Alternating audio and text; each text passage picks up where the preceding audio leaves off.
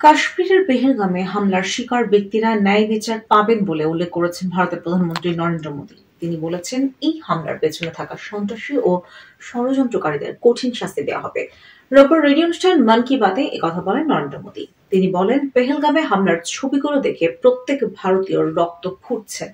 সন্ত্রাসবাদের বিরুদ্ধে এই যুদ্ধে ভারতের ১৪০ কোটি নাগরিকের সংহতি দেশটির সবচেয়ে বড় শক্তি। পাকিস্তানের প্রতি ইঙ্গিত করে ভারতের প্রধানমন্ত্রী বলেন, পেহেলগামে হামলা দেখিয়েছে যে কাশ্মীরে যখন শান্তি ফিরে আসছে এবং স্কুল কলেজগুলোয় প্রাণচাঞ্চল্য ফিরে আসছে, তখন সন্ত্রাসবাদের পৃষ্ঠপোষকেরা কতটা মরিয়া ও কাপুরুষ হয়ে উঠেছে। কাশ্মীরের উন্নয়নের কথা তুলে ধরে নরেন্দ্র মোদী বলেন, কাশ্মীরের বিভিন্ন অবকাঠামোর নির্মাণ কাজ নজিরবিহীন গতিতে এগিয়ে যাচ্ছিল। গণতন্ত্র আর শক্তিশালী হচ্ছিল, পর্যটকের সংখ্যা রেকর্ড গতিতে বৃদ্ধি পাচ্ছিল, মানুষের আয় বৃদ্ধি পাচ্ছিল এবং তরুণদের জন্য নতুন নতুন কর্মসংস্থান সৃষ্টি হচ্ছিল।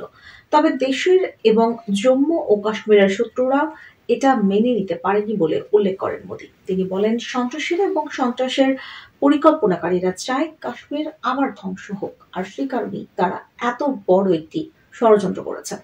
মোদী বলেন, বিশ্বজুড়ে এই হামলার নিন্দা জানানো হয়েছে। আন্তর্জাতিক নেতারা তাকে ফোন করেছেন, চিঠি লিখেছেন এবং বার্তা পাঠিয়েছেন। সবাই এই নৃশংস সন্ত্রাসী হামলার তীব্র নিন্দা করেছেন এবং নিহতদের পরিবারের প্রতি সমবেদনা প্রকাশ করেছেন। সন্ত্রাসবাদের বিরুদ্ধে যুদ্ধে গোটা বিশ্ব ১৪০ কোটি ভারতীয়র পাশে দাঁড়িয়েছে।